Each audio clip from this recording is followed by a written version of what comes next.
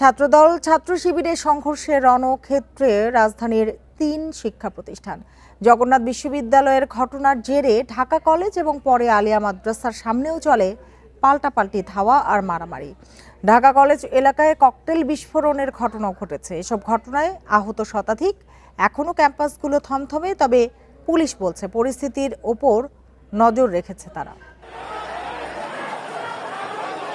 গণঅভ্যুত্থান দিবস উপলক্ষে জগন্নাথ বিশ্ববিদ্যালয়ে আয়োজিত সেমিনারে ধাক্কাধাক্কি হয় ছাত্রদল, যকসু ও ছাত্রশক্তির নেতাকর্মীদের। এরপরে সংঘর্ষের শুরু, আহত হন অর্ধশতাধিক। বিকেলের দিকে ন্যাশনাল মেডিকেলেও গড়ায় সংঘর্ষের রেশ। দুপক্ষের মধ্যে ইটপাটকেল নিক্ষেপের ঘটনা ঘটে। এছাড়া চিকিৎসাধীন দুজনকে মারধরের অভিযোগ উঠেছে।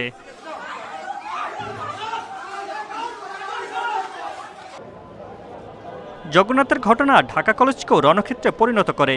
দুপুর থেকে বিকেল পর্যন্ত ছাত্রদল শিবিরের দফায় দফায় ধাওয়া পাল্টা ধাওয়া আর সংঘর্ষে আহত হন বেশ কয়েকজন। পরে ক্যাম্পাসে বিক্ষোভ মিছিল করেন ছাত্রদলের কর্মীরা। সাধারণ শিক্ষার্থীদের রুমে গিয়ে রুম থেকে বের করে তাদেরকে মারধর করতেছে এবং রিডিং রুমে যারা ছিল তাদেরকেও মারধর করছে। এই শান্তিপূর্ণ অবস্থানটা তারা বিনষ্ট করতে চাচ্ছে। তারা চাচ্ছে দেশের ভিতরে একটা ওই মানে মারামারি লাগাই দিয়ে একটা সারা বাংলাদেশে একটা বিশৃঙ্খল একটা পরিবেশ সৃষ্টি করব।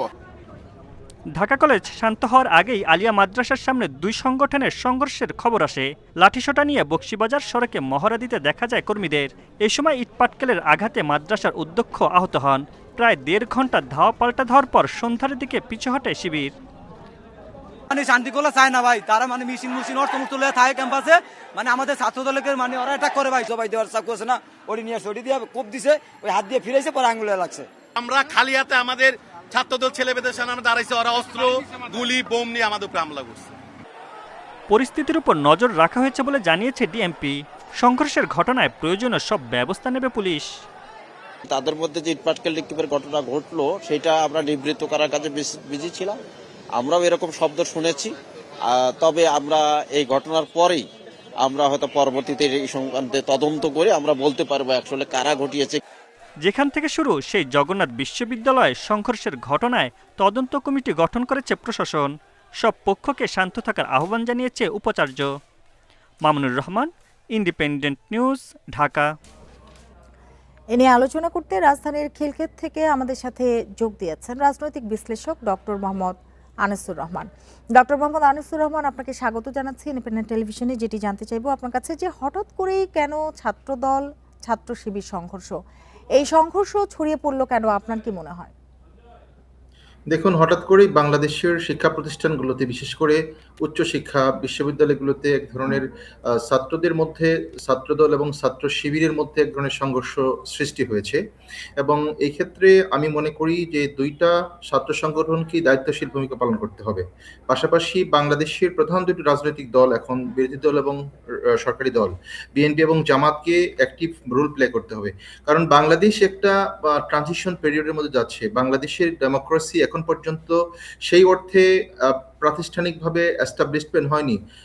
মাত্র ২ বছর আগে বাংলাদেশে এখানে একটা স্বৈরাচার বিরোধী মুভমেন্ট হয়েছে, একটা গণবিস্ফোরণ হয়েছে, একটা আপনার জুলাই আপনার একটা বাংলাদেশে একটা ম্যাস রেজিস্ট্যান্স হয়েছে এবং একটা অভ্যুত্থান হয়েছে। সেই অভ্যুত্থানের মধ্য দিয়ে বাংলাদেশের গণতান্ত্রিক যাত্রাটা আবার ফিরে এসেছে, বাংলাদেশ আবার গণতান্ত্রিক ধারার মধ্যে ফিরে এসেছে। সুতরাং এই গণতান্ত্রিক রাষ্ট্র ব্যবস্থার মধ্যে আপনার বিরোধী দল এবং সরকারি দল কিন্তু সংসদে খুব ফাংশনাল রোল প্লে করছে এবং এই বিরোধী দল এবং সরকারি দলের ছাত্র সংগঠনগুলোকে আরো অনেকটা সহনশীল পর্যায়ে এসে বিশ্ববিদ্যালয়গুলোতে আপনার হলো যে শান্তি শৃঙ্খলা ফিরিয়ে আনতে হবে এবং এই ক্ষেত্রে দুটি দলের ছাত্র সংগঠনের দায়িত্বশীল ভূমিকা পালন করতে হবে বলে আমরা মনে করি। জি, ক্যাম্পাসে এই যে আধিপত্য বিস্তার, সেটি কি রাজনীতি, আধিপত্য বিস্তারের যে রাজনীতি, সেটি কি সংঘর্ষের কারণ কিনা, আপনার কি মনে হয়? দেখুন, বাংলাদেশের রাজনীতির আপনি যদি বলেন মোড় পরিবর্তন করে দেয় বা বাংলাদেশের রাজনীতি একটা চেঞ্জ নিয়ে আসে কিন্তু বাংলাদেশের বিশ্ববিদ্যালয়গুলোর রাজনীতি। আপনি ২৪-এর গণঅভ্যুত্থানটা হয়েছে বিশ্ববিদ্যালয় কেন্দ্রিক। আমাদের পাবলিক বিশ্ববিদ্যালয়ের ছেলেমেয়েরা যখন জেগে উঠেছে তখন বাংলাদেশের রাজনীতির একটা মেরুকরণ হয়েছে। সুতরাং বিশ্ববিদ্যালয় শান্ত থাকা অর্থে হলো বাংলাদেশের রাজনৈতিক পরিস্থিতি শান্ত থাকা এবং বিশ্ববিদ্যালয়গুলোর মধ্যে যত সহিংস পরিস্থিতি তৈরি হবে বাংলাদেশ কিন্তু ভালো থাকবে থাকবে না। সুতরাং এখানে আমাদের খুব কনসার্ন দিতে হবে, সরকারকে কনসার্ন দিতে হবে, আইন শৃঙ্খলা বাহিনীকে কনসার্ন দিতে হবে, পলিটিক্যাল রাজনৈতিক দলগুলোকে দায়িত্বশীল ভূমিকা পালন করতে হবে। কারণ হলো আমরা একটি সুষ্ঠু নির্বাচনের মধ্য দিয়ে একটা গণতান্ত্রিক একটা অগ্রযাত্রার মধ্যে আছি। এখন ধরুন ছোট ছোট বিষয়গুলো যদি একটি বড় আকারের ধারণ করে, সেই ক্ষেত্রে দেশের জন্য ভালো না, আমাদের সরকারের জন্য ভালো না, সংবিধানের জন্য ভালো না। সুতরাং সবাইকে স্ব জায়গা থেকে দায়িত্বশীল ভূমিকা পালন করার জন্য আমরা শিক্ষক সমাজের পক্ষ থেকে আহ্বান জানাচ্ছি। জি, শিক্ষাঙ্গনে শিক্ষার পরিবেশ নষ্ট করার দায় কার? দেখুন, বাংলাদেশ শুধু না, সাউথ এশিয়ান বিশ্ববিদ্যালয়গুলোতে আপনার পলিটিক্যাল কালচারটা একটু আছে এবং ছাত্ররা অ্যাক্টিভলি পলিটিক্সের মধ্যে অংশগ্রহণ করে। জাতীয় রাজনীতির সাথে ছাত্রদের রাজনীতির একটু সম্পৃক্ততা রয়েছে। সুতরাং এটার মধ্য দিয়েই কিন্তু বাংলাদেশ ও অন্যান্য রাষ্ট্র, সাউথ এশিয়ান কান্ট্রিগুলোর মধ্যে রাজনৈতিক একটা ডিসকোর্স, একটা ডেভেলপমেন্ট কিন্তু হয়েছে।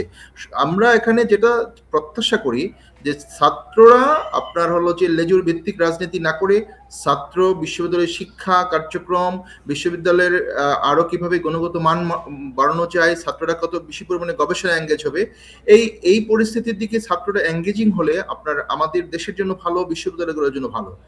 সুতরাং রাজনীতি করার জন্য তো আমাদের পলিটিক্যাল পার্টি আছে, তারা রাজনীতির সিদ্ধান্ত নেবেন, দেশকে এগিয়ে নেবেন।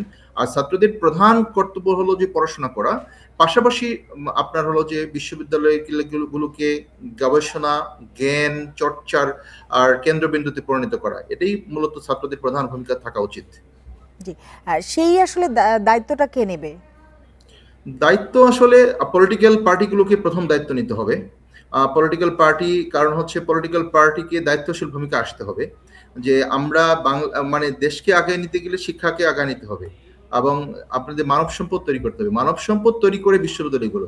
সুতরাং বিশ্ববিদ্যালয়গুলো যেন কোনো অবস্থাতে পলিটিক্যাল হাব বা পলিটিক্যাল পার্টি সেন্টারে পরিণত না হয়, সেদিকে আমাদের রাজনৈতিক দলগুলোকেই সিদ্ধান্ত নিতে হবে যে আমরা বিশ্ববিদ্যালয়গুলোকে একাডেমিক জায়গাতে রাখতে চাই, বিশ্ববিদ্যালয়গুলোতে গবেষণা হবে, উন্নত জ্ঞান চর্চা হবে।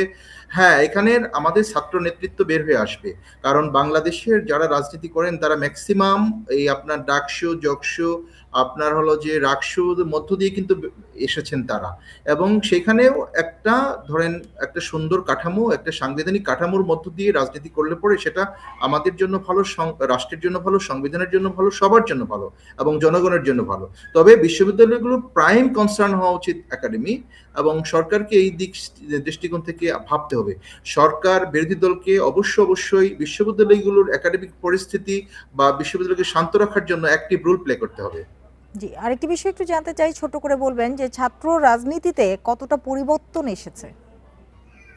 দেখুন, ছাত্র রাজনীতির পরিবর্তনটা বলতে আমরা ২৪-এর পরে এবং এই বিএনপি সরকার গঠন করার আগ পর্যন্ত ক্যাম্পাসগুলোতে এক ধরনের চিত্র আমরা দেখেছি। সেখানে ধরেন এক ধরনের কালচার ছিল, সেগুলো মব কালচারটা ছিল বাংলাদেশে, এটা তো ফ্যাক্ট।